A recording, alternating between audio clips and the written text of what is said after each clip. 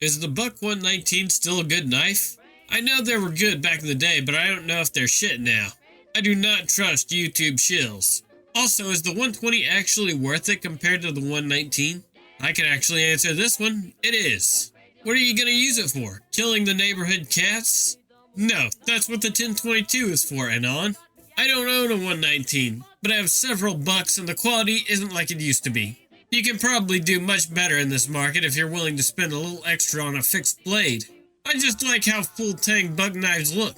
I don't give a shit about practicality or optimizing knife loadouts. Even a shitty $10 Walmart buck knife mogs every other sort of knife.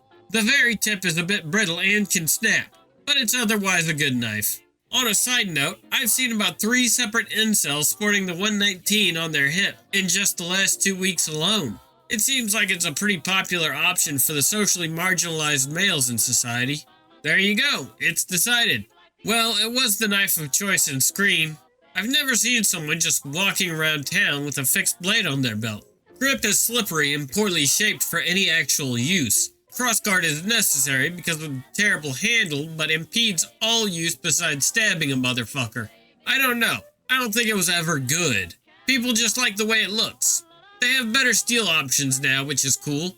If you like it, they certainly haven't made the knife worse over time. It was always quite useless. It needs at least hatching or something, and to be thinner by like 0.5 millimeter in every direction. You could probably modify it pretty easily because its one strength is the handle is a solid brick of Delrin. Still fitting wouldn't hurt either, but would fuck up its balance in the sheath, like you see on the brass version, which is about 1 inch into the handle, which is ironically great for knife fighting. I don't know, I don't think it was ever good. The blade steel was the hot new thing when boomers were young. The buck was stainless, yet it held an edge better and sharpened more easily than most. However, in the decades that have passed, we have much better steels now. There's no reason to settle for it. And yeah, I 100% agree about the handles. It has a vintage look, which I think go back to knives from Sheffield which Buck copied, but it's not very practical. Glock is always the answer. I have both. The Buck gets very sharp. The Glock makes a good pry bar / bottle opener. I'm convinced Glock knife shills on here are 90% kids who got one for Christmas and are just trying to justify its practicality. Just a very affordable stabby thing. I don't know, I used my Martin-made Belgium World War II machete to hack away overgrown blackberry bushes to recapture my family's garden today. It rests back in its sheath on my Alice gear. My razor-sharp Winchester Bowie sits in its shitty nylon holster. My cold steel Tonto is somewhere in my closet, but my CRKT CEO is always in my pocket. I love my pointy little stabby bastard. Get the Harbor Freight clone of the 119 instead. I have one. It came out of the package scary sharp and has a dogshit vinyl sheath. It would certainly serve well as a cheap shank for no-guns people. I doubt I'll ever use it because I already have a beater Mora that is a more practical field knife. I have a 117. A nice thing about the sheath is how it holds the knife in place. If you wriggle it, the edge will touch the sheath at one point along the length of the edge probably. But it generally keeps the edge from dulling the sheath by how the retention strap wraps around the handle, keeping it in place. But it's high on the hip boomer style. I'm not a knife nerd, but there's charts of metal qualities for knives. If you get a reputable brand name, just shop for the steel you like so you can avoid cross-checking 10,000 forum opinions and end up with an inferior steel for more money. The chart's in the link with some autistic guys measuring cutting rope over time, hand sharpening, destructive prying, and checking for corrosion over years on different metals. As a baseline, I shop knives $60 to $200, look at the shape, and then look at the steel. I compared the random steel against the 3 most commonly used work knife steels. 1095 steel, flexible springy steel that's very tough and easy to sharpen. It's for bushcraft knives where you need it not to fracture and can field sharpen. It does not hold an edge super well. 440C steel, classic hunting knife steel. Good for its time, inferior to modern super steels but very cheap now. S30V steel, the first common super steel optimized for hunting knives through I think Cabela's. There's better now, but it will stay sharp through an entire deer and they're fairly cheap. If you can afford better, that's great. If not, it's still the best you'll ever need.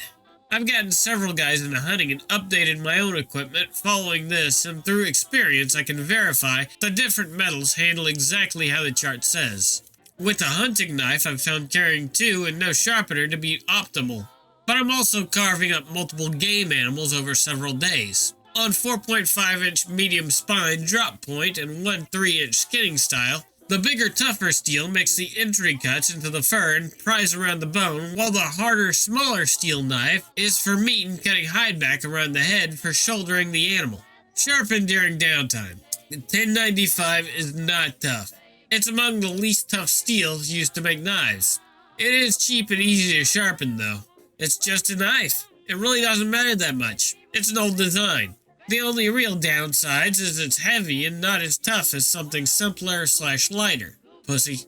It's still a big knife that'll cut. If you need something to use as a pry bar, look elsewhere. Otherwise, sure, it's fine. I swear most people would probably be okay if they bought a kitchen knife out into the woods. I have one and I like it. Decent all around and has stayed sharp through 2 deer and a dozen plus rabbits. I have both. I just keep the 119 in my car. Proved handy when some fucking dumbass came up to my window at red light chipping out last year. Fucking faggot immediately folded like a pussy and then started filming me with his phone like a snitch. The 120 is far superior. The 119 just lacks the same intimidation factor. Do you reliably carry? It seems like everyone is gung-ho about carrying at first, but it ultimately fades into I'll just leave it in the truck, or maybe not today. Is the solution just carrying a smaller gun? Yep, throw it in your pocket and go about your day. Can't beat it. Is this a good piece head-ons? The current production one? Yeah, if you want to get things done consistently, reducing friction works. Otherwise, you need to increase your enthusiasm for carrying so that it's enough to overcome the friction. Exactly. I carry my LCP every single day because it's so light and concealable. That was my thinking. I used to wear a holster but eventually just bought a pocket pistol. It's much more convenient. P2K every day. I never leave the house without it. Is the solution just carrying a smaller gun? Yeah, pretty much. You can carry a bigger gun if you dress around it, or just don't mind a bit of discomfort. But why bother? It's pretty unlikely you'll ever need a gun in the first place. It's extremely unlikely you'll ever be in a situation where you need a gun, and specifically a duty-sized handgun with 15 plus rounds on tap. I pocket carry a Bodyguard 380 most days. Sometimes a P365 in the waistband if I feel the need. It's not the same for everyone. Depending on where you carry and Gene's right height / how much shedding you do, a slightly larger gun can paradoxically conceal better because the barrel guides it in place. For me, the P365 eventually shifted around and dug into my leg and started printing. But ever so slightly larger guns stay in place and there's less overall discomfort. Revolvers have their place in comfort as well. The center of mass is closer to the belt and they can use more compact holsters. Or no holster at all if you're just a little retarded. Plus, over-molded grips make printing look like a wrinkle instead of a gun. I carry a P22Q in my front right pocket. No light, no optic, no burr coffee grinder, so I don't get fine particles in my French toast. Maybe I'll get fucking smoked for not shooting competitions and carrying a crackhead 9mm with more doodads than a fucking space shuttle. Maybe those stopping power simps are right and I'll get smoked because I don't carry a 500 Smith & Wesson Magnum. I highly doubt it though. Either that or you get used to carrying it. I can't since my workplace doesn't allow it, so I carry some pepper spray. I just carry what fits the situation the best. I have holsters for Smith & Wesson 638 pocket, Beretta 92 and 1911, M12 holster, Smith & Wesson Shield Plus, pocket and IWB, Smith & Wesson 686, IWB, Glock 19 Gen 5, multiple IWBs. I've been thinking of buying more OWB holsters since OC is finally legal in my state, and a pocket holster for my PPK. There's always a chance, as in above zero, that the fucking grip will pop out and some fucker will say, "Hey Anon, what you got in your pocket?"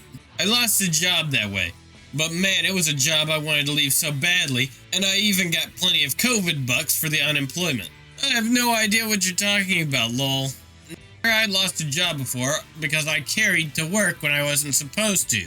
Fun fact, I was carrying 2 guns that day and the pocket gun was a backup. I remember carrying it with me while working at some shitty retail store. Never trusted the people there. It became instinctive for me. It's a Gen 2 Glock 19 that I bought back in college for $200 from a pawn shop. Over a loose t-shirt with an IWB holster, it seems to mostly disappear. Really, every season aside from summer is easy. I could change it up to something smaller, but I don't know.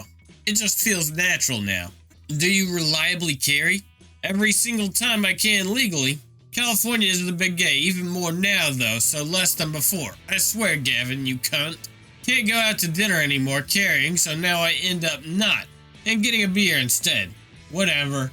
I hardly go out to restaurants anyway. Majority of the time I carry in my pocket with a car MK9. You never see it and it's light enough and small enough, but always there. When it is sweater weather, I carry either a Glock 19 Appendix with a TLR 8, or a Glock 34, or a 4-inch 629 OWB when I want to feel pretty and wear a big jacket. Yeah, and it's a P32. It's an absolutely legendary carry piece under 10 ounces loaded. Nothing even comes close. I also keep a PX4 sub in the truck, but I very rarely carry it on person. Mostly for potential road rage and gas stations. 29 ounces loaded. My middle ground gun is a 32 J-frame, 14.5 ounces loaded. I carry that quite often because the P32 only really works in the pocket, and a proper AIWB setup is more effective than pocket carry. It's kind of awkward logistically, but it's good to have options.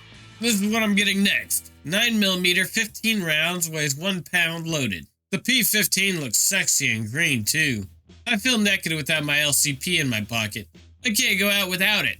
I used a buddy's LCP at the range and managed to get good results with it, despite the trigger. Guns like this are very practical carry pieces, but they need a lot of draw practice because they're so small. Paul Harrell swore by carrying a 25 auto.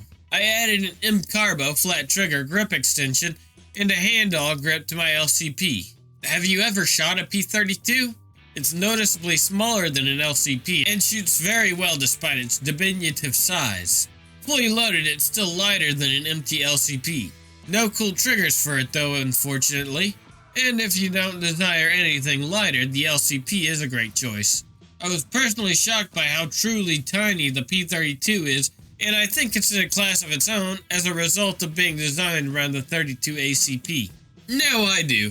Used to be a lot more sporadic since I carried larger, heavier handguns like a full-sized M&P 2.0, a TPR-9, and a Model 65. Tried the CSX. Didn't like it. Actually carried a 6.86 daily and always had it in arm's reach. But I realized two things one day. One, I spend a lot of time outside at night for my job and prefer to travel at night. And two, the 6.86 is an awful gun to try and shoot in the dark. It'd likely render me deaf and blind if I had to use it. As a result, I moved to a Shield Plus, less likely to blind and deafen me, and has the ability to mount a light. Plus is lighter while holding twice the shot. Much like its predecessor, it never leaves my side now, and is much easier to keep handy. Is the solution to carry a smaller gun? Some days I go 38. Get you a steel frame snub-nosed 38 Smith & Wesson, son. All a man needs. I like me that new 36. They finally listened to us old-timers. Dale Johnson, 65. Unironically, I just wish they made a 6-shot version. If you're gonna 38, at least go full retard and get pick related. I carry most of the time a 32 Smith & Wesson Ivor Johnson safety automatic. It is much smaller than a P32 and slides into literally any pocket. If I could, I would carry an HK Mark 23, but I'm still hunting for the right deal. Why would someone get a combo gun? Is it just due to legal restrictions about how many guns you can own? A lot of them have 410 as one of the barrels, which seems useless as fuck to me. Like, why would anyone ever use 410 for anything? I still don't get why you would get a 20 gauge in something or a 12 gauge in something. A 20 gauge can kill every game animal from a squirrel up to a deer if you use a slug. Back in the day, people would go out hunting with the intention of bagging whatever they came across, instead of some particular target. A combo gun was therefore useful since you could be ready to take the shot immediately whether you flushed birds or ground game. In the modern era, if you're following the law and get tags before going out, they're less useful. The Outdoor Boys guy has a 222 Remington /20 gauge. What's the 222 Remington good for that the 20 isn't? At this point, we should just email him and politely ask. Lol, I might just do that. Because they're fun, light, and versatile. Why do combination guns filter so many retards? They're not in video games, so they don't understand them. Because you can kill most animals with 20 gauge or 12 gauge, and 222 Remington is for like foxes and coyotes. Rough shooting in boar and deer territory with cover for small game. Muzzleloading combination guns absolutely were a thing, but you're right that it was the latter part of the century that they really took off. And the first part of the 20th century. It was around World War I when their popularity started to wane. You can literally just take the game with a 12 or 20 gauge. In a stalking hunt where you have time to change ammo, sure. Combination guns, especially things like drillings and veerlings, were invented for Euro-style driven hunts. Notice that it was really only the Germans and Austrian gun-making traditions who went hard in on them. The Brits and the Americans made a few two-barrel guns, usually small-bore over-unders for America, and Cape guns out of England, but not really the three-barrel and larger types. Is it just due to legal restrictions about how many guns you can own? Yes, the primary concern isn't that you have to carry two guns and, it's so fucking heavy, oh my god. It's that the boys in blue didn't give you a license for two guns, so you come with one gun that can take two different types of bullets. Go subsistence hunting. Load up shotgun with a slug for deer. Walk around the woods rustling up a bunch of squirrels and rabbits. Almost the end of the day. No deer. Load birdshot so I can at least get a rabbit for dinner. Get to a clearing and there's a buck on the other side. Crack open your shotgun to reload the slug. Buck runs away. Curse yourself for loading the birdshot. Keep the slug in case it happens again. It doesn't. Go home empty-handed. Be hungry. Because I was smitten with an autistic obsession with the Springfield M6 since I first learned of their existence as a young boy. I now own one.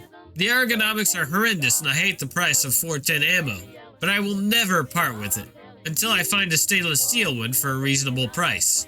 I just think they're neat, but I still haven't bought one because I'm cheap and I don't make any money. Please help, Kay. Guys, I'm really desperate and I'm out of options here. Long story short, I'm gay, and after today's events, I decided to insert my Remington 870 barrel in my ass. I had to use a lot of lube, but it felt great right up till I climaxed and my asshole clenched and I felt serious pain. I now cannot remove the barrel and am on the verge of tears in pain writing this. I think the bead site might be caught. After today's events, insert my Remington 870 barrel in my ass. In my ass. What, cunt? Only option is to load a shell, then pull the trigger. Next time, you can use a 20mm grenade launcher for your faggot needs. Poppers always do the trick for me. I really don't want to call an EMT and explain this. I have kept trying to twist the barrel slightly to get leverage with no avail. I'll try to take a picture, but it's going to be really fucking hard right now. I'm having to balance the barrel on my sink to help relieve some of the pain. Is there anything I can do to avoid calling the EMT? We aren't going to be able to help without pictures. This. Pixar didn't happen. And he actually posted a picture of it. I can't really get a good angle, but this is the situation. If you aren't trolling, then you need to call a fucking EMT right now, if you don't want to cause serious damage to your insides. EMTs see a lot of shit in their line of work. Guns and assholes might be new though. Unblurry shot, win. Oh god, you absolute madman, you. Drink coffee, smoke cigarettes, drink any prune juice you might have, and hope for a bowel movement to loosen that up. If you can reach, try to remove the barrel from the stock. Maybe you can get some lube down the barrel or something. Is this a Greentext? I refuse to believe this is real. Someone please screen cap this. You need to call an EMT and probably go to the hospital. You could cause serious damage to your insides. Also, this is probably one of the most K things I have ever seen. I want to be in the screen cap, Rand Paul 2020. Okay, I'm officially in panic mode. My ass started feeling wet after trying to take that pic, so I thought it was all the lube. So I wipe around the barrel that's jammed in my ass with my lavender rag and it came out red. I'm calling an EMT. Pray for me, Kay. The absolute madman. My face when you are being serious. OP, call an ambulance. Enough homosexuals have died today. This was on the same day of that gay nightclub shooting back in the day, 2016. Godspeed, and good luck. Use more lube. Let this be nature's lesson to you. So how does a proctologist go about fixing this?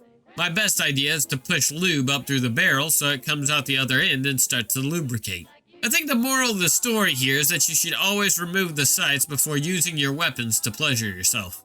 If it's bad for your zero, it's probably bad for your butt.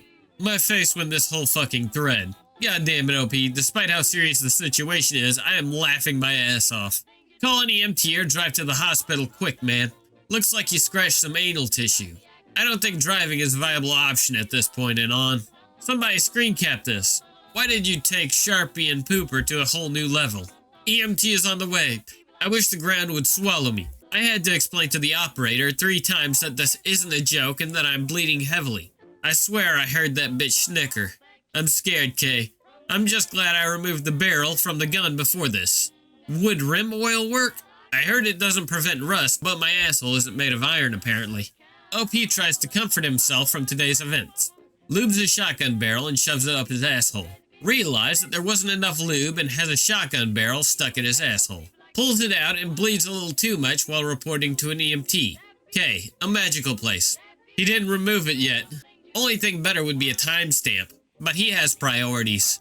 This is the moment I realized that somewhere, sometimes, OP really did it. I imagine their reaction to seeing a man balancing an 870 on his sink with the barrel up his ass and blood coming out. I'm thinking it's something along the lines of pick related. OP is gonna get his guns taken from him. I can feel it. My face when this thread. I'm honestly in awe. Godspeed, you glorious bastard. Some poor EMT has to bear witness to a shotgun stuck in a man's asshole. You are literally the most ass-blasted man on K. Trying to keep myself from passing out with this barrel balanced on the sink until EMT arrives. I don't like blood and I'm shaking. Can feel my asshole pulsating, but not sure what the fuck is happening. They may have to break down my door as I'm not fucking moving from here. It hurts too much. Guys, EMT is trying to get into my home, but all my doors are locked. I told them to either kick the door in or climb through the garage door cat flap. I can't fucking take this pain no more. And worse is the fact that I have such a strong urge to shit now. But I'm scared to shit through my barrel. I just want this to end. So how many inches of barrel did you get in there, OP? OP goes to hospital. Meets pro-gun lawyer. He petitions SCOTUS to repeal NFA laws because a short-barreled shotgun could never cause a colon damage. OP becomes a hero we don't deserve. Do it for the cube, OP. I'm in tears as soon as I saw the EMT while I cried for help. 2 very fit-looking men, too, of all things. Guys walked in and then out 2 times to do a double take. If I ever wanted to take my life, now would be it. More like OP is sent to the hospital. Him putting a barrel up his ass is diagnosed as his sexual identity. He doesn't feel comfortable inserting 2 big barrels up his ass. Who are we to judge? NFA repealed. LGBT 870 is now a thing. Amosexual to a whole new level. B faggot OP decide to shove shotgun barrel up ass. EMTs have to saw barrel off. It's only 15 inches long now. ATF comes because there's obviously nothing better to do even though there's a major terrorist attack today. They rip out the remaining bit of barrel out of OP's ass. EMT's face when they were not gentle. Government arms dealers cuff OP for breaking NFA law. Nothing personal, kid, but you're not a Mexican cartel. They drag him out by his ankles, leaving a trail of anal blood and the corpse of OP's dog. Such is life in the People's Republic of America. Barrel breach. Gold. Include me in the new screen cap. Stovepiping. What you have there, son, is a jam ejection extraction.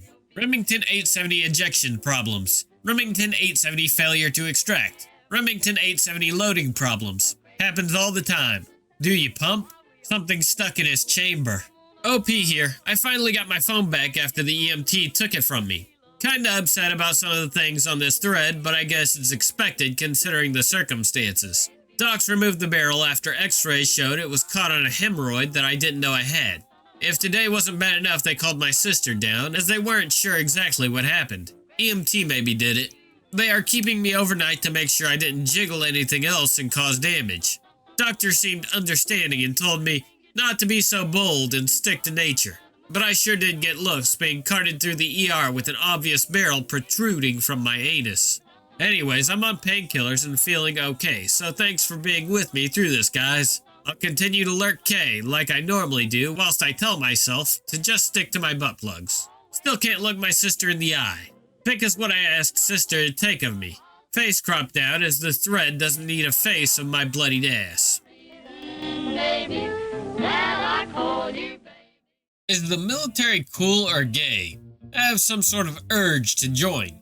Cannot explain it. Yeah, it's both. More cool if you pick the right job. It can be hours of asinine duty, training, and maintenance for minutes of pure, unadulterated excitement. I have 11 years down, looking forward to retiring after the next 9. Anyway, pick a job that you actually want to do and have at it. It's extremely homoerotic, and also cool and fun, if you are in the right job. Yeah, it's both. The ratio of gay shit to cool shit depends on a great variety of different factors. But it's never 100% gay or 100% cool. Even the best of the best dudes doing the coolest jobs and the coolest units have to endure soul-crushing levels of gay-ass bullshit every now and then. Even the gayest of gay lords doing gay bullshit all day do get to do some cool shit sometimes. It's complicated. The higher speed you are, the cooler it is. Which boils down to fitness and mental acuity. Fitness really filters people out. Especially women, so they kinda don't matter. They're quickly shuffled somewhere else to do menial shit. Used to be cool, now it's gay. OP, I've been an infantryman in the Australian Army for almost 1 year now, and I feel like I've completely ruined my entire life. B nerd incel. Did shit in school because mom let me play video games indoor all day instead of studying. Always yearned for some kind of father figure or masculine influence because my parents divorced when I was 3 and dad left interstate. Joined the infantry hoping it would turn me into a man, or it would unironically be like video games. This is how it actually went. Cried in basic training and humiliated myself in front of girls and my peers on the first day as I was completely unprepared for getting yelled at. Got charged and sentenced to 4 weeks of punishment for insubordination because I had a habit of rolling my eyes that I didn't even know I did consciously. Got back squatted 3 times in the School of Infantry. First for failing a shooting test, then for failing a pack march, and then I negligently discharged a blank in the field. Got charged for the negligent discharge and did 2 weeks of punishment. Got charged again for failing a room inspection and did another 2 weeks of punishment. Finally got to battalion 4 months later than everyone else with a conduct record which basically says I'm a huge fuck up. Got charged again at battalion because I went to the wrong place and missed first parade. Platoon commander, platoon sergeant, CSM, and OC all hate me. And I'm basically on my last warning, so if I get charged again, I'm going to get sent to DFCE, the military prison. I'm 19 and my life is completely fucked. I'm doing guard on Christmas Day and New Year's. My section hates me and barely talks to me even though I live on base. Literally everything I could have imagined has gone wrong and more. Fatherless man acts like a woman and gets rightfully shamed for it. Ah ha ha ha ha faggot. Definitely gay. Literally homosexual. Rape occurs. Full of retards who can't even get a higher paying job at Walmart. Abysmally low pay for having to work your ass off 24/7. It's like $18K a year after taxes. Constant abuse that will fuck up your psyche. Fucks up your resume because not a lot of people will hire ex-military. In reality, it's like hiring an ex-convict based on how they behave and how much of a dumb ticking time bomb they are. If you even want to join, you're retarded and probably already trashy. That's why you're not getting hired or kept at better jobs. Amazon warehouses are always hiring. Hire anyone, pay more, and have better benefits, FYI. Basically, you go in for 10 years or so. Tell them you hurt your back and got PTSD. Then get VA Gibbs for life. This guy gets it. Also claim you can't get hard. Massive payout. It's really gay, but not gay at the same time. Sitting in -37 freezing your bag off is gay, but smoking cigs with the boys, hating life together, remembering the time Corporal Dickweed blew out his bag, trying to bang a hooker, is what makes it. The Army has paused the use of its Ajax armored vehicles after soldiers became unwell from noise and vibration during a wargame exercise. Jesus Christ, it's happening again. Ajax is having new vibration issues. They halted use again. No, it's not old news. It's from this morning. Just buy what the Germans are offering already. I think it's because on paper it was supposed to be used loaded with shells. But as gay rapians don't have shells, they are empty now. so some parts resonate due to incorrect weight distribution. The question is, why have they made a giant vibrator? The ill-fated Ajax armored vehicle program continues to come under fire amid health fears and doubts that major design flaws can be rectified. Excessive vibration and noise could be harming soldiers involved in Ajax trials who have experienced tinnitus, nausea, and swollen joints, some requiring steroid treatment to reverse the damage. The idea is that they need to give you steroids. It's a very tranny-coded machine. Only because you don't know shit about medicine. Lighten up a bit, Jesus. Just buy Swedish or German and focus on other things. Jesus Christ.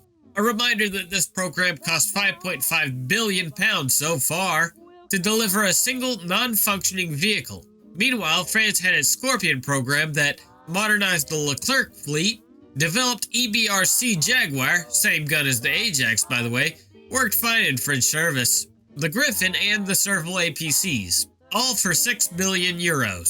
How do you fuck up this much developing a recon IFV? I have no idea. The UK is a third world shithole in case you haven't noticed.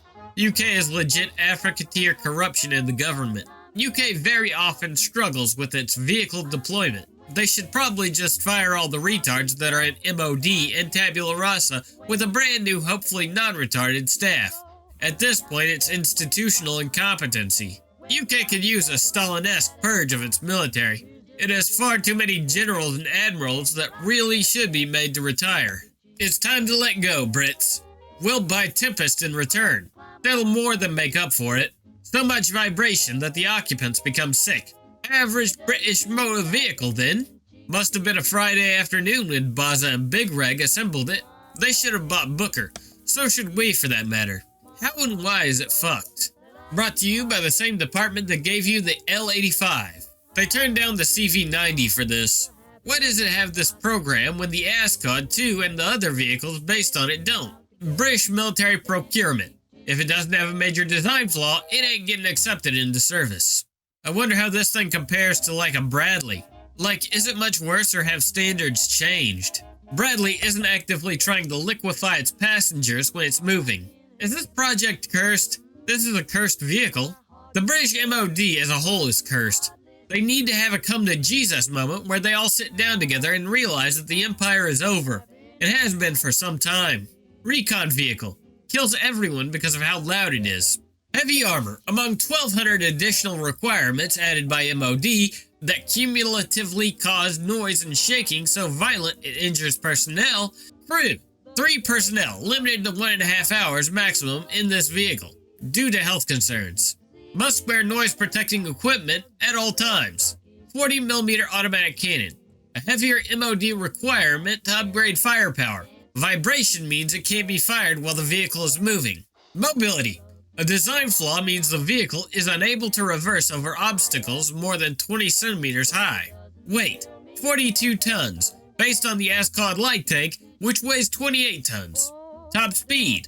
45 miles per hour. Limited to 20 miles per hour because vehicle's instability renders it unsafe. At least 2 of those involved in the drills were so badly affected that they have been medically downgraded and are now unable to deploy overseas. Imagine riding in something so shaky that it turns you disabled. How do you fuck up a Habsburg designed so hard? Do any other of the ASCODs have similar problems? Literally every issue stems from 42 tons based on ASCOD chassis weighing 28 tons. It's 10 tons overweight. Max chassis weight rating for the ASCOD is around 31 to 32 tons. The 40mm cannon is probably not helping either. It is a compact telescope ammo cannon. The problem is that it's rifled and has a large freebore section inside the cartridge. So when the shell hits the rifling, it's already going fast, so the bore wear is hard. When Americans tried case telescoped ammo on their 75mm light tank, they used a smoothbore, which does not have this problem. I love to climb a mountain. I really want to buy a gun, but I'm super nervous about the PETUS inspection part of the 4473. The shop owner says it's a really quick process. Any tips on getting through this? Huge poop the morning of. It is really quick. Should only take 15 to 20 minutes, depending on how quick you nut. I recommend gooning for a few hours beforehand so you go quick. I wear a rubber full of lotion the entire day before I do the 4473. It keeps me nice and velvety, and I tend to pass the whole thing on visual inspection alone. Cocoa butter is fine. Any tips? Americans don't have any spare tips. Take Viagra beforehand to assert dominance. Normally I just rent the Centaur half for a day. The guys at the shop don't know I'm a regular person. I use beard oil on my full bush. They tell me I remind them of a Greek god, and I get a 10% discount. They just look at it quick. Maybe palpate the shaft a bit. I don't get what the big deal is. It's not that bad. Though, if you're that nervous about it, you can always request it be done by the shop femboy. Or as a last resort, the counter girl. That's what they're there for, after all. Remember to fluff yourself in your car before you go in. Penis inspection? They're supposed to do that? Fuck, my dog is so dead if the ATF ever looks at my 4473s and sees industrial accident listed for bypassing it. Fuck your mother. Any tips on getting through this? Tips. Getting through this. Penis inspection form. Gag. I believe there's a waiver you can get from your doctor if your penis is deformed/small. My penis is massive and aesthetic. I just don't want to show it to them. They might deny the sale out of jealousy. See if it can be done via video call. Be sure to angle the camera upward so they are put in a position of submission, looking up at you and it makes the penis look bigger. Also, trim the bush to improve visual appeal. You know, after all these years and dozens of gun purchases and dozens of penis inspections, and I've never thought to ask what they're checking for. I just imagine Ernest Borgnine having sex with Joy Behar, and I'm diamonds. Check out local gun store for shits and giggles. Short Stack Cutie is working the counter that day. Ithaca I've been eyeing is still there. Decide to be a cheeky bastard and buy it. Here we go, .wav. Hand over cash. Receive 4473 in a pen. Dick is craving inspection. Phone rings. Cutie answers. Worried expression immediately. Runs into the back. A few minutes later, the owner walks out. He wordlessly gets the gloves. It's not nearly as awkward after the first time. I just wish you wouldn't be so rough with it. Just put your balls out for all to see when you walk in. Do not be afraid. Penis inspection means you will get mercilessly jerked off for an hour till your forehead whitens and beads of sweat drop down your brows. Ha! Silly Americans. Need to have their penises inspected to purchase firearms. Here in Germany, we just skip straight to butt sex.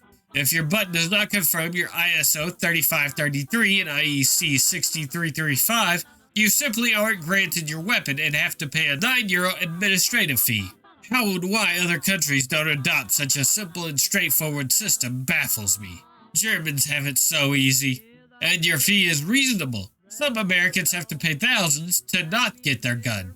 The shop owner says it's a really quick process.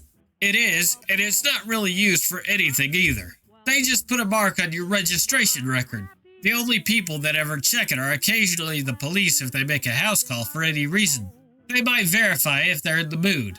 Or at the range, obviously. I think in most cases it's just to make the range trap's job easier. That feeling when I was looking at porn on my phone in my car while waiting for my appointment. That feeling when I got pre-cum. That feeling when they noticed during the inspection and called over the other staff. That feeling when they all laughed. That feeling when the next time I went back to collect and they called out, "Hey, Drippy wants his gun." I can never show my face there again. Same thing happened to me. If this keeps happening, I'll have no choice but to become my own FFL. Denied due to candida balanitis. It's over. My face with the ink pad was too dry and only gets a partial during dicker printing. Clerk says I have to fill out a whole new form while he gets a fresh pad from the back. Fucking stupid. I'm not American, sorry. Is this a joke? And what if they realize you're definitely compensating for something? There's no way they do that in the back of your crusty old gun shop. And what if they realize you're definitely compensating for something? Compensating isn't the issue. Being prissy and weird about it when someone mentions it is absolutely an issue. Stay composed and everything works out as usual. These sorts of things are baked into U.S. society. It's a kind of filter that ensures a freedom and individual-based society maintains cohesion by ostracizing and persecuting those that stray too far from the pack or exercise their individuality in the wrong way. It's not strange that these things exist. It's just strange that they perceive it as compatible with individual freedoms. Bonus round. I decoded the SCAR announcement. No more FN. If you've been wanting one, no, it's gone. No FN demand. If you own a commercial legacy SCAR, don't. Owners are retarded. 17's so over. Did cowboys and people in the West generally actually fan their revolvers? I imagine most shootouts happen drunkenly and strung out on opium withdrawal in bars over card games, so pretty close range where it could actually be feasible. But is there any evidence they actually did this besides cowboy movies made in Italy? Most gun fatalities from gunfights happen the same way it happens today, the same way Wild Bill Hickok and Jesse James were killed. So the lesson is be smarter and premeditate instead of being faster or accurate. There's enough writing from the time talking about how it was a stupid idea to suggest at least some people did do it. Also, we have a few historical examples of slip guns. Revolvers modified specifically for fan firing by removing the trigger and altering the hammer. I believe it was Wyatt Earp that said Hollywood fanning was retarded and never done. He did say that what you stated wasn't uncommon and worked. Remove or wire the back trigger, hold gun with both hands, aim the gun, use the thumb on your offhand to actuate the hammer to fire. Many accounts from old gunmen come down to the guy that aimed won. Use the thumb on your offhand to actuate the hammer to fire. That's called a slip gun. And yes, that was a thing. OP, read Pick Related if you haven't already. It is the historical source you're looking for and one of the best gun-related books ever written.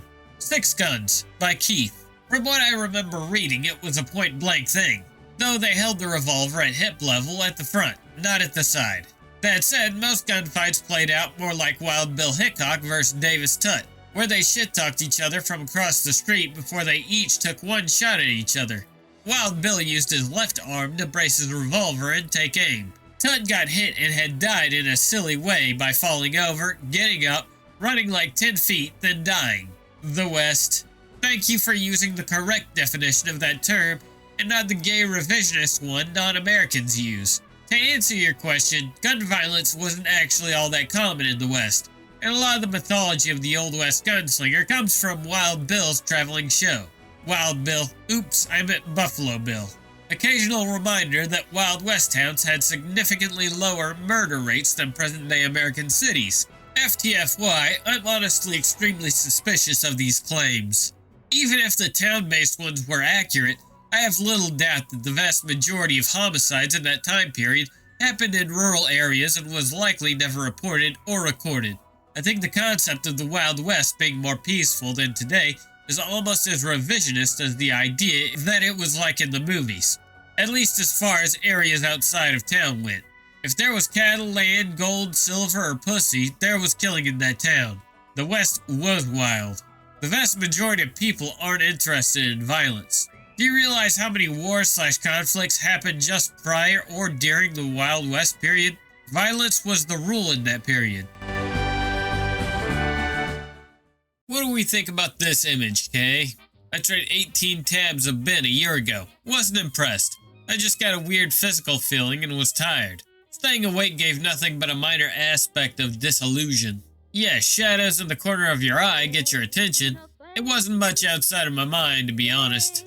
But then I'm the type of person where 400 mcg of LSD only gives me a realization of biophysical process of sensory integration. Still completely cognizant. I've used large doses of LSD for personal introspection and self-therapy. A lot of people just completely begin to lose reality at such a dose, which I find trivial. I took it once, hallucinated family members, saw arms trying to grab me while on to bed, chased mosquito hawks around my room. Shit looked like it was covered in a continuous melting texture, and then woke up with a badass headache and brain fog. I tried 18 tabs a year ago, wasn't impressed. You were supposed to also drink 5 nips of Jägermeister and try to board a plane.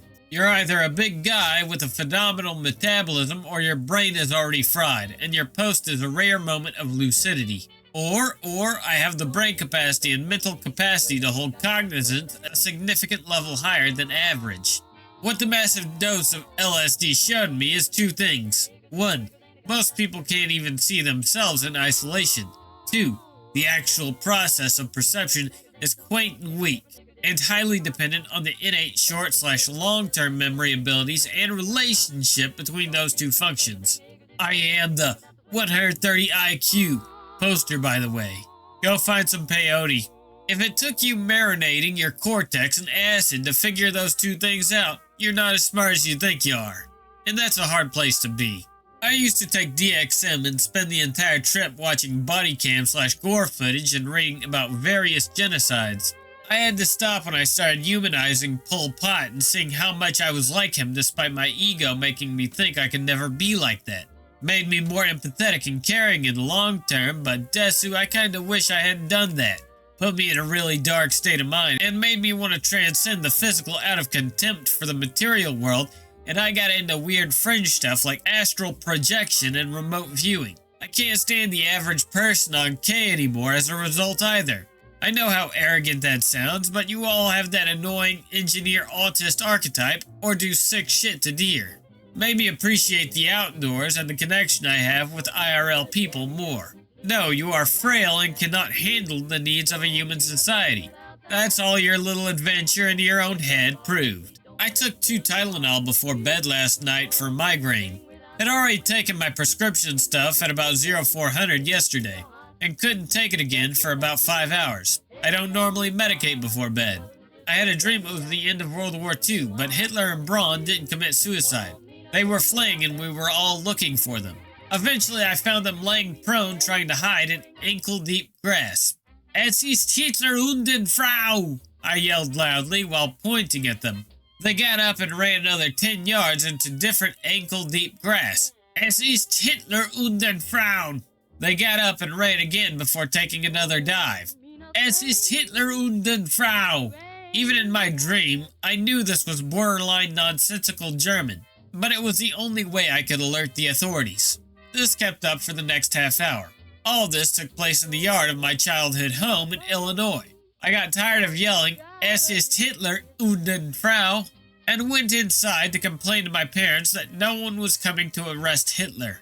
Soon things became fuzzy, and I was suddenly given an image of an aerial view of a parakeet head comparable in size to a Mount Rushmore head carved into a wall of the Grand Canyon, as if I were on a helicopter flying backwards away from it. This was the last thing I saw before I woke up.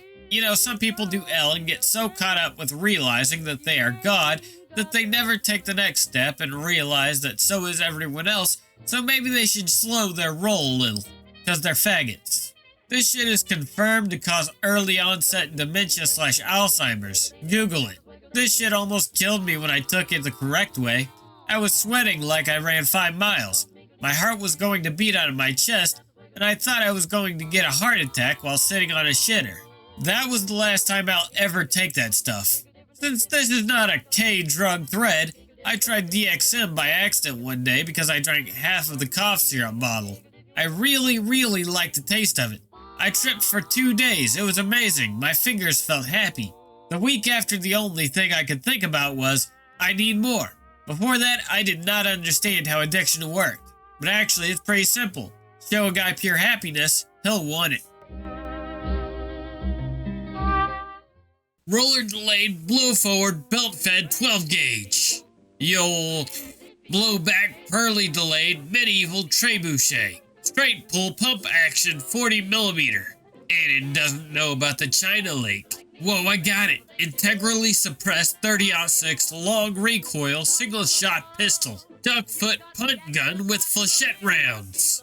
Intercontinental ballistic knife. Direct blowback 50 AE submachine gun with a 30-inch barrel and a wire stock. Bolt action tube magazine 30 super carry carbine. Direct impingement drum magazine fed M2 Browning chambered in 22 LR. A double-barrel gas-operated pistol using the gas principle that always turns into a runaway gun, and you can only remove the fixed dual magazine when both slides are locked open. You commit to a mag dump or you don't fire at all. A modern-day automatic break-action revolver that fires .357 Magnum and the slide pushes forward. Caltech researchers are monitoring this thread. This fucking thing. Lever-action box magazine 37mm grenade launcher. Pump-action pistol. A revolver but with a little crank wheel instead of a trigger. .577 Snyder semi-automatic magazine-fed pistol with a silencer. 12-gauge Derringers in gold and chrome. Pan-style magazine-fed 7.62 Darnick. How about this in 44 mag? Gas-operated high-pressure shotgun miniguns. Buckshot dipped in green tracer mix. Advanced primer ignition blowback 30 carbine quad stack mag PDW. This would actually be based. I hope Keltec reads this. I wouldn't even mind having to buy a different bolt for every brand of ammo. AR-15 and 30 carbine with a 9-inch barrel would be cool. Lever action open bolt belt fed caseless 40mm HEDP integrally suppressed folding stock national match peep sights water cooled and bullpup. A Californian compliant full auto hunting rifle with built-in suppressor mag fed by a stack of 10-round clips. Like that Japanese World War II machine gun. Blechelot mag-fed 7.62x 51mm recreation of the M1919A6, but with an all-polymer receiver and integrated anti-aircraft sights for hunting elk. 12-gauge styled, comically large revolver with the Gaunt-style fueling system so you don't have gas escaping the cylinder gap and can support the barrel. MTS 255-12 could be modified to Nagant seal, I guess. Would fix a huge problem with the original, but the double-action trigger pull would be atrocious. Get this.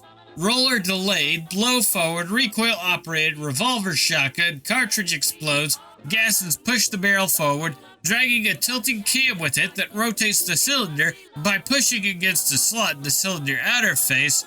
A big-ass spring returns the barrel into battery. All the trigger does is release the firing pin.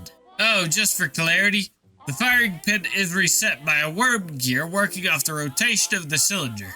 Belt-fed, water-cooled 9mm Flobert gallery gun with CO2 cartridge actuated folding bayonet and a red dot.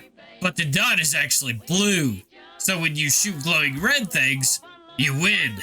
Open bolt 460 machine pistol, gold-plated, and an inflatable shoulder stock. Let's chemically propel a tritium bullet via rifle with a micro-transporter on the end to beam it and speed paired with an exographic targeting sensor to acquire targets through walls. Let's chemically propel my cock into her ass. You drive me wild, crazy people. How lethal is one of these? Could it work for home defense? I'm from a country where firearms are almost impossible to get, but these are not regulated. Yeah, it's good. Buy a spear too, and maybe a Bowie knife as well. A spear? To throw? To lunge and jab at an invader and keep him at bay. Could it work for home defense? No. Bows got nerfed after the Battle of Agincourt, and they can't really kill people anymore. The TTK is too low for actual play. Battle of Agincourt? 1415? The compound bows are way more powerful, and they were invented in the 60s. The crossbow is better in every way, but yes, the bow can work. You're only getting one shot, though. Could it work for home defense? Indoor bows are very cumbersome. If the limb slaps a door frame or a wall or whatever on release, it will pull the bow out of your grip. Like most of non-firearm weapons aren't strictly deadly with access to modern hospitals. You don't just need to hit them. You need to make sure no one calls an ambulance for at least 15 minutes, or cut their head off. They'll still fuck you up really bad, but man, the amount of times someone's being arrested saying they killed someone and they got to a hospital in maybe an hour and they just pumped all the blood back into them. Could it work? Yes, as pointed out already, there are issues with it being cumbersome. However, if you practice it around your house for various home defense situations, it could be used, even effectively. It will depend upon your experience and skill. And one advantage that could be significant, if you end up in a court defending yourself for using one, you can make a case that you are both a hunter and skilled hobbyist who is into archery. It just happens that this was the closest weapon you had available when the home invader threatened your life. Using hunting broadheads is easier to justify if you have actual hunting credibility, such as previous permits, etc. Makes it much less of a perception problem that you plan to murder another human being given any manufactured opportunity. Same case can be made for a baseball bat, but gets harder for specialized weapons such as spears. I don't really recommend it, but it's not as retarded as it's being made out in this thread, so long as you prepare ahead of time with skills and a solid cover story. Watch Ranch Fairy. 500 grain or more single-edged broadheads will full pass through any large game, including a better than 50-50 chances of popping straight through the thick bone at relevant distances, and would absolutely put a skinwalker on its ass. Crossbow reloads are impractical, where OP Pick can have follow-up arrows on tap immediately, holding spares in the other unused released fingers. Further, per 70 pounds draw moose and on above, velocity is an absolute meme with arrows when it's entirely on broadhead, grain/single edge, and FOC, assuming very close distance. Even lower draw weight compound bows will be perfectly adequate. No one is getting a second shot off with a bow inside a single room's distance. I saw a guy die as a result of being hit with an arrow. I was a deputy sheriff. About 10 years ago, we got a call for an injured hunter. 75-year-old man was hunting with his adult son. The old man was walking from one blind to another while the son was up in a tree stand. The son heard his dad walking and assumed it was a deer. It was a weird angle, and because of the way the dad was walking, the arrow ended up going through both of his legs. It was a rural area. It took us about 15 minutes to get to the trailhead and then another 10 minutes to get into the woods. The old man bled out pretty much immediately when we arrived. That broadhead did a ton of damage. And that's why you don't go shooting just at sounds. Milk as a chemical weapon. I've got a serious strategy to beat China in World War III. Let's say we're trying to invade Shanghai. We'll humidify the fuck out of Shanghai's atmosphere with milk particles. Chinese people by and large are lactose intolerant, so all the Chinese soldiers will be forced to surrender due to shitting their pants or experiencing a tummy ache. Meanwhile, the milk in the atmosphere will enhance the combat capabilities of Western soldiers. It doesn't violate the Geneva Convention because milk is technically not a chemical weapon. And it'd be humane too, since it doesn't even cause any permanent injuries. We'll haul over all kinds of equipment and boatloads of milk to achieve it. And we could even poison Shanghai's water supply with milk, leaving the Chinese with zero ability to fight. There'd probably be mass desertions too, since PLA soldiers would just ditch the trenches to get away from the smell of shit. I don't know if chemical weapons are within the scope of K, but what do you guys think? Should I try and lobby this idea to a think tank? If you're sneaking stuff into enemy's water supply or whatever, then it doesn't matter in the slightest how defensively you insist that it's actually not poison. First of all, they'll never believe that it's whatever you claim it is, and neither will historians. And secondly, even if they did, your intentions are clear regardless of whatever loopholes you think up. And that's all that really matters. It's milk, bro. Would it be a war crime to sneak beef into Indian soldiers' rations? It's not a chemical weapon, but it also means the Indians will refuse to eat. Didn't Indians get rather uppity about this before? Scratch that, better idea. Some plants have trace amounts of lactose, so we'll instead develop a plant optimized for producing lactose and then crossbreed it with an invasive, unnaturally competitive species of rice. This will at first be designed for domestic consumption in the West, marketed as superfood. Then we'll drop these super lactose rice grains over Chinese farms and take their main source of carbohydrates. The Chinese economy is also planned like the economy in the Hunger Games, so it would be super easy to disrupt the whole supply chain. It'll take time for the Chinese to figure out why 1.4 billion people are suddenly shitting themselves, and by the time they figure it out, it will be too late because the PLA will be experiencing the effects of their tainted rations, allowing us to capture their positions. Milk is actually pretty good at mass-killing fish in bodies of water, believe it or not. Lactose intolerance? Just keep drinking milk until you're no longer intolerant, lol. I was about to post this one as well. Lactose intolerance is a meme. You can just keep drinking milk until the explosive diarrhea subsides, and then you won't be intolerant anymore. Though you'll need to keep consuming it to maintain lactase production. Not quite. Lactase production is genetic. Building lactose tolerance in an intolerant person means culturing lactose digestion bacteria in the gut. Why not just bomb your enemies instead? Because lactose poisoning is cooler. My dad drank whole milk till the day he died. The constant diarrhea didn't faze him in the least. Chemical weapons are rather unimpressive, in terms of effectiveness and effective radius, especially for a milk allergy that will cause mild digestive discomfort. Driving. Need to shit real bad. Crash and kill everybody. Easy. Should I try and lobby this idea to a think tank? Yeah. Chinese people by and large are lactose intolerant. 85% I believe, but it's not usually severe. Most Chinese consume dairy daily in different forms. Cheese is less common except on pizza. Bread and rice dishes and fast food, but it's a weird form of cheese and probably modified to be low lactose.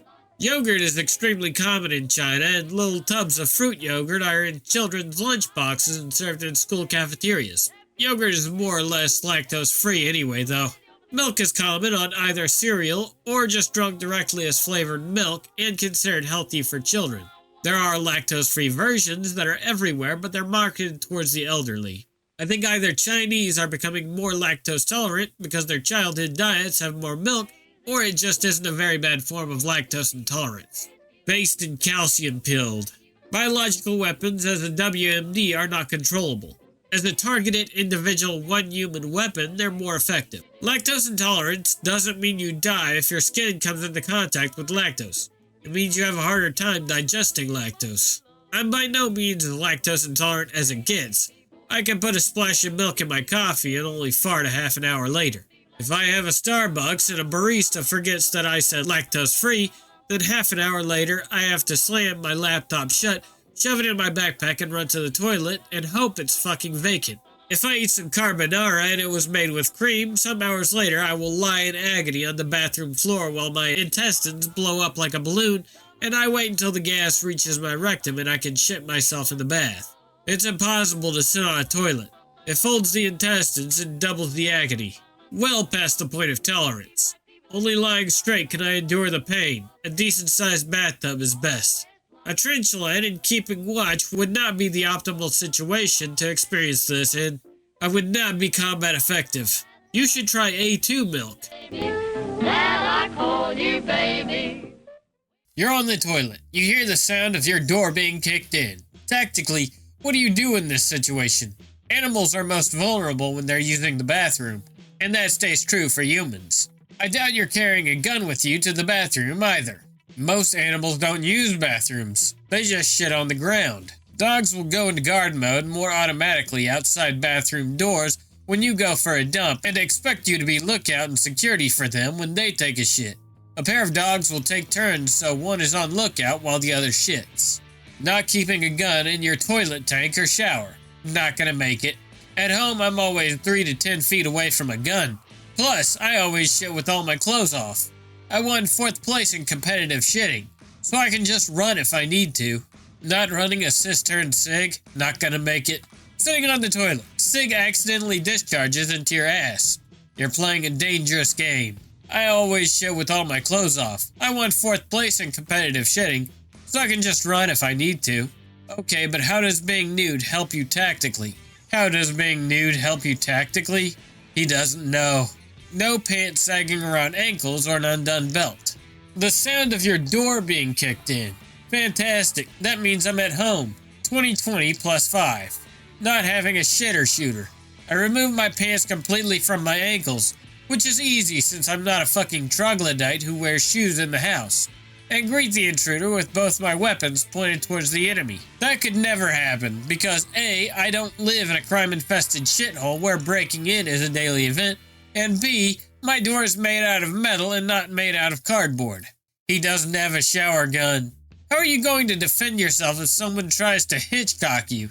Grab nearest serviceable weapon? Wag! Run in such a manner that there's a thunderous sound and the floor shakes with each step. If they don't make it in before I get to the door, there's a good shot they'll fuck off. If they do, they'll see a large yoked naked man charging them with something that isn't normally a weapon, but absolutely is one today. If housing prices ever go down to the point I don't need a roommate, I'll probably put one of those biometric/code lock pistol safes in there and stash a high point. Oh no, my yeet cannon rusted. Anyways, joke's on them. I've been eating nothing but MREs for the past 2 weeks. You hear the sounds of your door being kicked in. No, I don't. Imagine having a door that can be kicked in. Anyway, In the event that I hear someone blasting their way in with a shotgun or whatever, if I'm upstairs, then I can easily make it to my bedroom guns before they're through the hall. If I'm shitting downstairs, then I may be carrying, but otherwise they'll have cut me off from both my living room guns and study guns as soon as they're inside. I keep a wrench and some pepper spray in the bathroom for this exact reason. I doubt you're carrying a gun with you to the bathroom either. I keep a Model 10 in one of my dressing gown pockets. I'm more likely to be armed than wearing pants unless we're expecting guests. I have a Beretta APX that goes in my pocket as soon as I put on my pants in the morning. If I've left my home that day, I also have either a Glock 23 or a Browning High Power on me. My bathroom plan has always been to hop off the toilet and into my huge cast steel bathtub, where I will lie with my pistol trained on the bathroom door while calling the police. I live in an affluent white neighborhood, so they will respond swiftly and in force to a home invasion call. I have a shitter gun. It's an APX-A1 carry that fits in the drawer next to the toilet. I got it for $200 after rebate and didn't want to carry it or sell it to someone, so I leave it there. Wait for my Pitbull cattle dog mix to finish mauling them to death. Scroll on 4chan for a while, use my bidet to blast my asshole fresh and clean, then call 911 and get the Pine Sol and mop. I doubt you're carrying a gun with you to the bathroom either. You don't carry? Mine is on me while I have pants on. When I'm in my house, my handgun goes into my safe. I only carry on my person when I'm outside. Pants on. He doesn't have a sex gun. Animals are at their most vulnerable when they're using the bathroom. My cat comes in to watch guard for me when I shit. I just recently learned that's why he does that. I doubt you're carrying a gun with you to the bathroom either. I have one that stays in there. It's holstered on the side of the vanity where the shower curtain is. You're more vulnerable in the shower than you are on the toilet. Shower is loud, obscures most noises. Likely to not have a gun on you because you didn't want to get a gun wet for no reason. Likely behind a curtain, so while an invader knows where you are, you don't know where they are.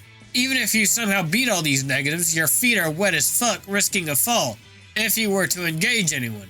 Need a waterproof gun. Use a see-through shower curtain or a glass door shower.